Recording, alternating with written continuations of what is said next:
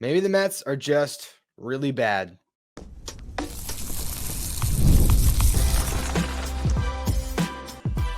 You are Locked On Mets, your daily New York Mets podcast. Part of the Locked On Podcast Network, your team every day. Hello to all you amazing Mets fans. You're watching Locked On Mets, part of the Locked On Podcast Network, your team every day. I'm your host, Ryan Finkelstein. If you want to find any of my work, follow me on X at Finkelstein Ryan. You can also find some of my writing at justbaseball.com, where I work as the managing editor.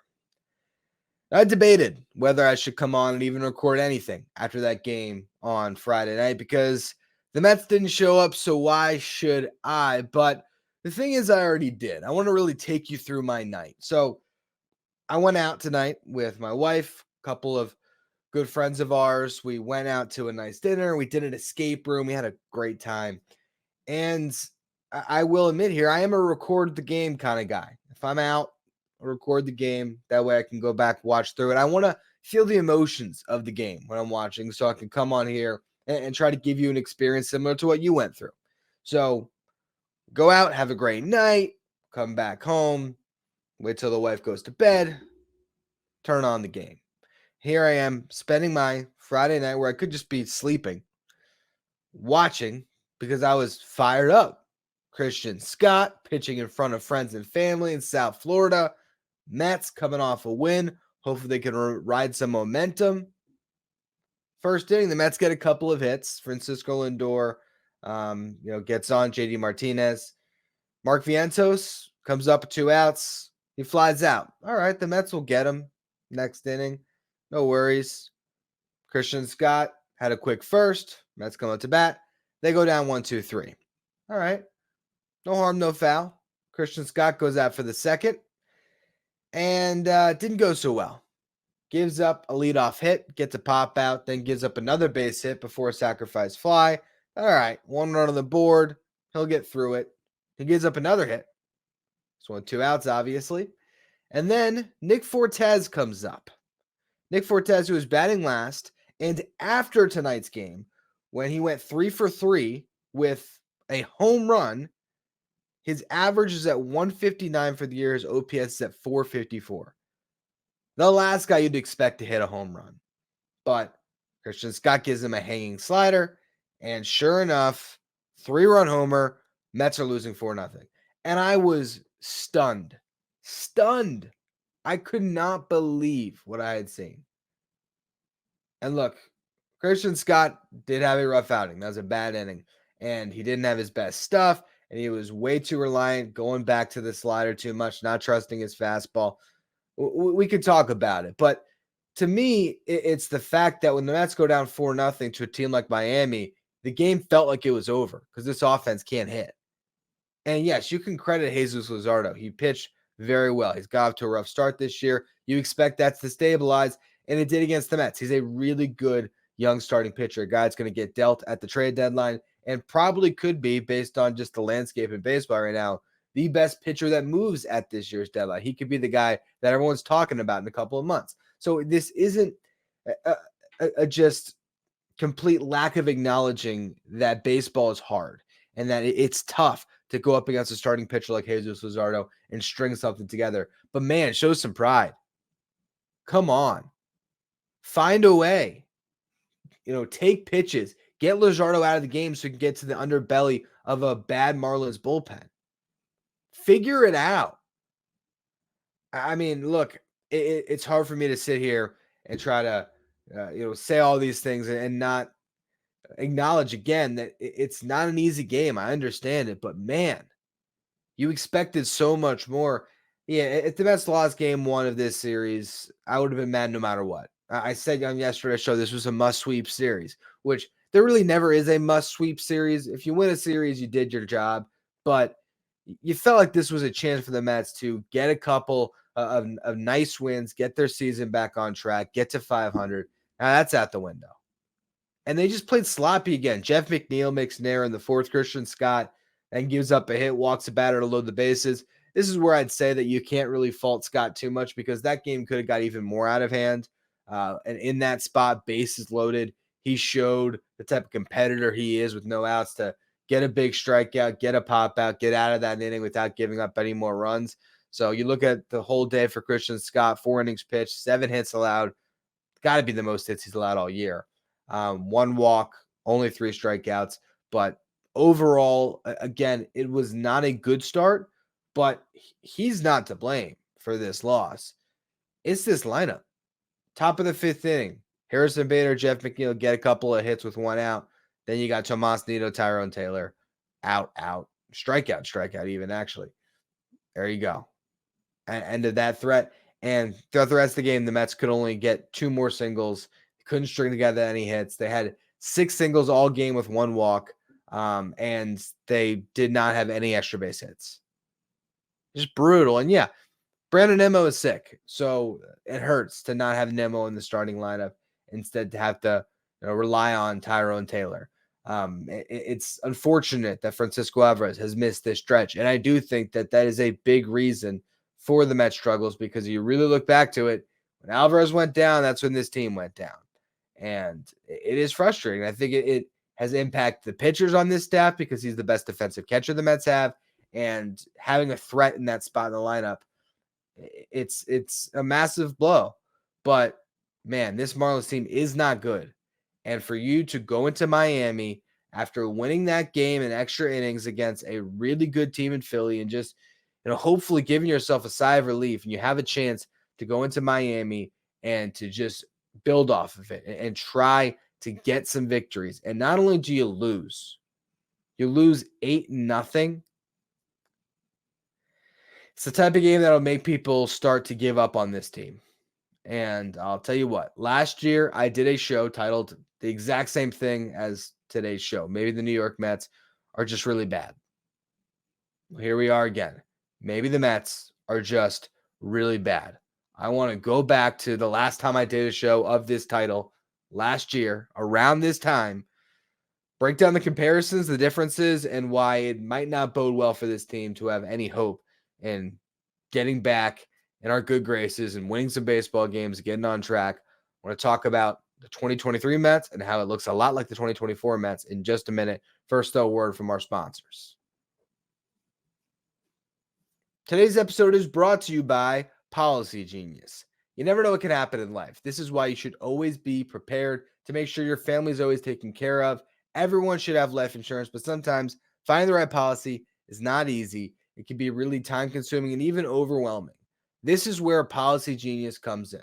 Policygenius is the country's leading online insurance marketplace that will save you time and money so you can provide your family with the financial safety net they need. With Policygenius, you can find life insurance policies that start at $292 per year for $1 million of coverage. Some options offer same-day approval and avoid unnecessary medical exams.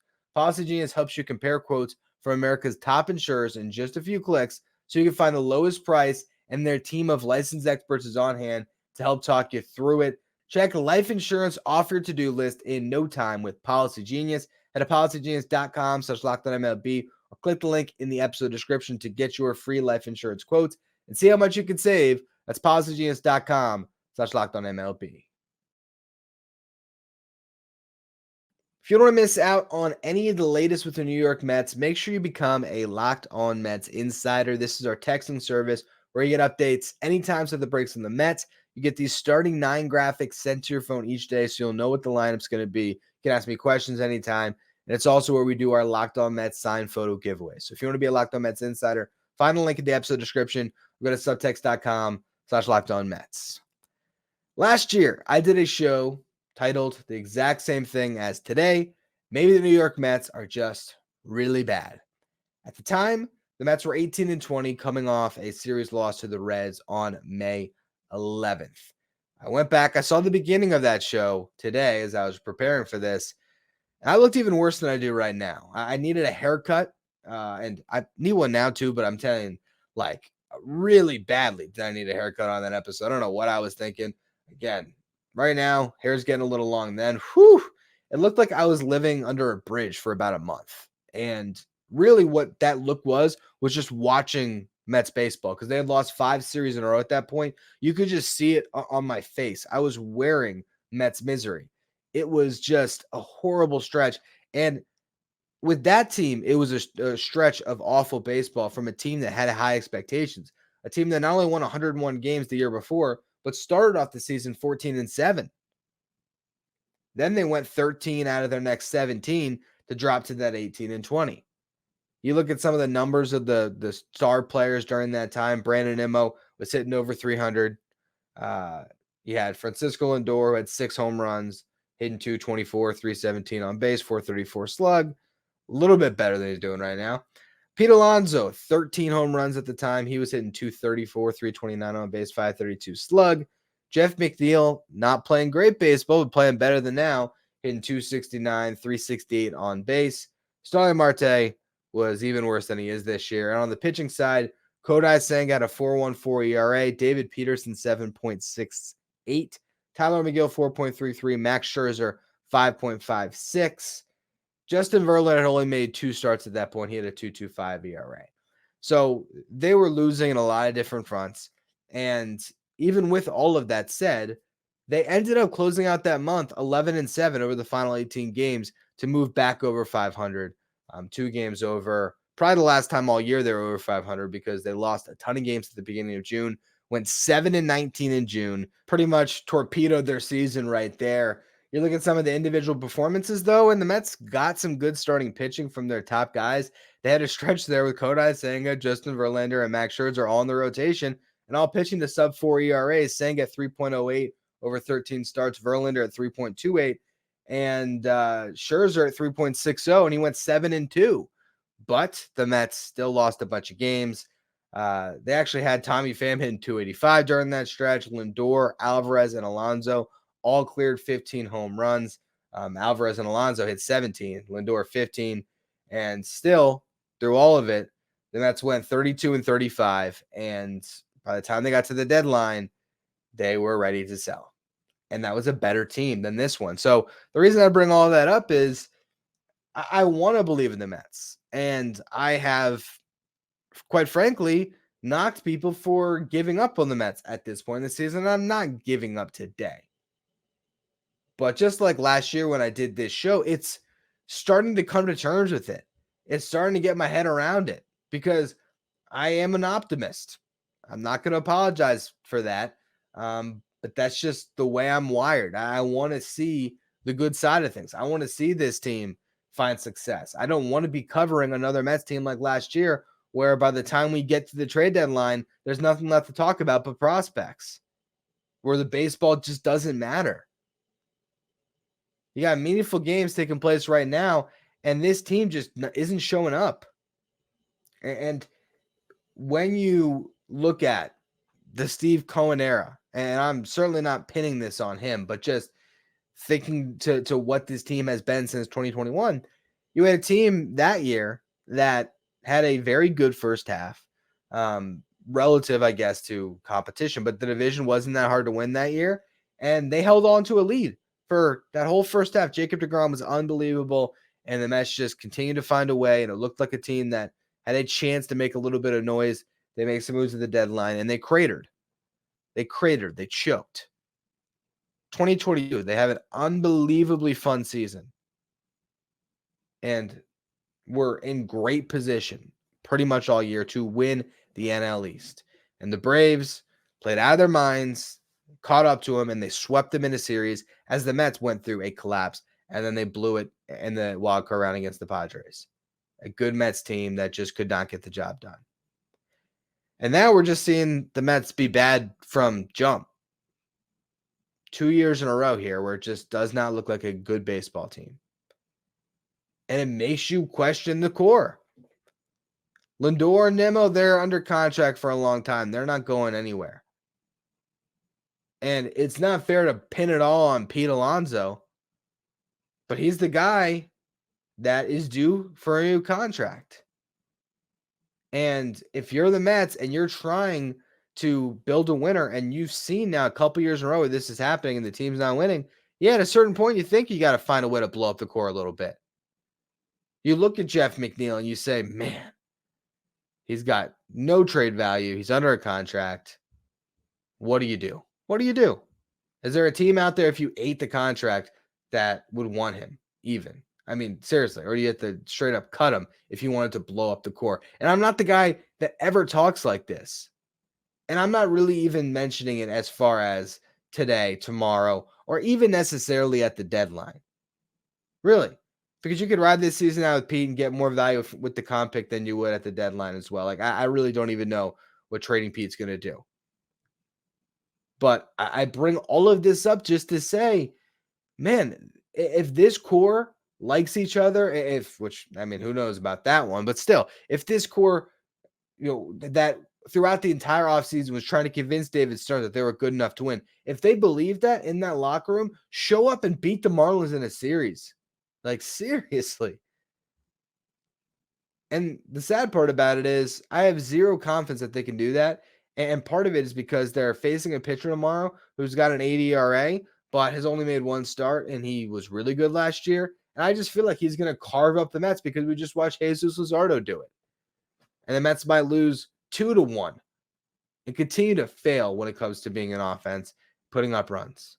Something's got to change, and I want to go through what's left of this series, and can the Mets make a stand here and break out of this funk and get back to being a good baseball team? So we'll go through that in just a minute. First, though, a word from our sponsors. Today's episode is brought to you by Prize Picks. Prize Picks is America's #1 fantasy sports app with more than 3 million members. It is the easiest and most exciting way to get in on the action while you watch your favorite sports and players. You just pick more or less on 2 or more player stats, watch the winnings roll in. You can right now pick from players in the NBA playoffs, NHL playoffs, and Major League Baseball. So you can combine across all 3 sports. If you're looking at your favorite players from the diamond, probably looking at strikeouts for Luis Severino. Maybe you go more there today. I would not take first inning runs for this Mets team, but you can. Or if I did, I would take less. You can look at RBIs, home runs, hits, all those different stats in the NBA and the NHL playoffs, goals scored, assists in hockey, points, rebounds, assists in basketball. With quick withdrawals, easy gameplay, and an enormous selection of players and stat types to choose from, Prize Picks is the #1 fantasy sports app. Prize Picks also offers weekly promotions and special offers for the biggest moments in sports. Download the Prize Picks app today. Use the code LOCKEDONMLB for a first deposit match up to $100. Again, download the Prize Picks app today. Use the code LOCKEDONMLB for a first deposit match up to $100. Pick more, pick less. It's that easy with Prize Picks. Saturday afternoon, you got Luis Severino taking the mound, trying to be a stopper for the Mets versus Braxton Garrett. Garrett, in his first start this season, gave up 5 runs, just over 5 innings pitched, struck out 8 against the Phillies. But last year, he was a really good pitcher. He's a lefty, just like Luzardo. And while there was a point in the season where he liked the Mets lefty lineup, or I should say lineup against the lefty, now I really don't know what to think. Hopefully Brandon Nimmo's back out there. Obviously, Mark Vientos is going to be starting at third base. JD Martinez will be DHing. Harrison Bader likely in center field again. But this team is just not hitting no matter who's on the mound. And I almost don't know what I like to see more. On the surface, you'd say, well, you don't want to see the ace pitcher that has the 2.2 ERA. That's the guy that can kill you. For the Mets right now, I almost feel like I'd rather see that guy because at least if he carves up the Mets, I can give them an excuse. But when you have guys who haven't gotten off to a good start, for Garrett, it's only one bad start, but hasn't really got his season rolling, it just feels like they're due. And the same thing on Sunday with Sixto Sanchez. He hasn't been good this year. He hasn't really been good in his career outside of 2020, the COVID season. He has a 5.96 ERA this year. He started the year in the bullpen. Now he's in the rotation. The Mets should be able to work at bats, get him out of the game early, score some runs on him, and then feast on the Marlins bullpen. But I got no confidence in that. And the fact that Sixto Sanchez has struggled so much, it makes me think he's going to go 6 shutout against the Mets and hand it off to the bullpen with a lead. He's going up against Sean Manaea, so it does bode well for the Mets. They should have an edge in both of these games, especially when you consider who the Marlins have been this year. I mean, their 629 OPS is the worst mark in the National League, and it's only better than the Chicago White Sox in Major League Baseball. They've scored the 25th 25th most runs. Jeez. They're in the bottom 10 squarely in runs scored and home runs. Their team ERA is the second worst in baseball to only the Rockies at 4.88. They're just not a good team, and you can't let them beat you. If the Mets are going to give us a season that's worth a damn, if they're going to give you any hope of contending in the wild card race, you have to destroy the below 500 teams. Those are the teams that you got to get fat on. You got to win all those series, and ideally you got to sweep some of them. And so you can't go into Miami and lose the series, and they're at great risk of doing that on Saturday. I still got to decide if I'm heading over to the ballpark. Originally, my plan was maybe I head over there on Saturday, but I don't know. It's going to be hard for me to say, yeah, let's drive into Miami and spend my time and money on a Saturday going to the ballpark. The tickets aren't going to be much if I go to game time. I know that, but the parking is still going to cost me something. And I just, there's part of me that wants to say, all right, I'm going to go there, support the team, and hopefully I can bring some luck and they break out of that funk. But there's another part of me that says, do I really want to spend 5 hours altogether between commute and game time and watch the Mets potentially piss me off and lose? So I got a decision to make. We'll see what I decide to do, and hopefully we'll see what the Mets can do. Win this series, give the fan base a couple days to enjoy themselves this weekend, hopefully. And then we'll see what they do in Cleveland. I will also note Tyler McGill officially announced as the starter on Monday. So he's coming back off rehab. A little news item there to close the show. Anyway, that's going to be all for today's edition of Locked On Mets. I'll be back on Monday with another show. I appreciate all of you who tuned in. If you're listening on the audio side, please follow, rate, and review wherever you get your podcast. If you're watching on YouTube, hit that subscribe button. We're trying to make a push to 9,000 subs. So I appreciate all of you who subscribe. You can follow me on X at Finkelstein Ryan. Follow the show at Locked On Mets. Thank you for making Locked On Mets your first listen or your first watch every day. Now for your second watch, head over to Locked On Sports today to be up to date on all the latest in the NBA playoffs, NHL playoffs, and really everything in the world of sports. Locked On Sports today, streaming 24/7 on YouTube.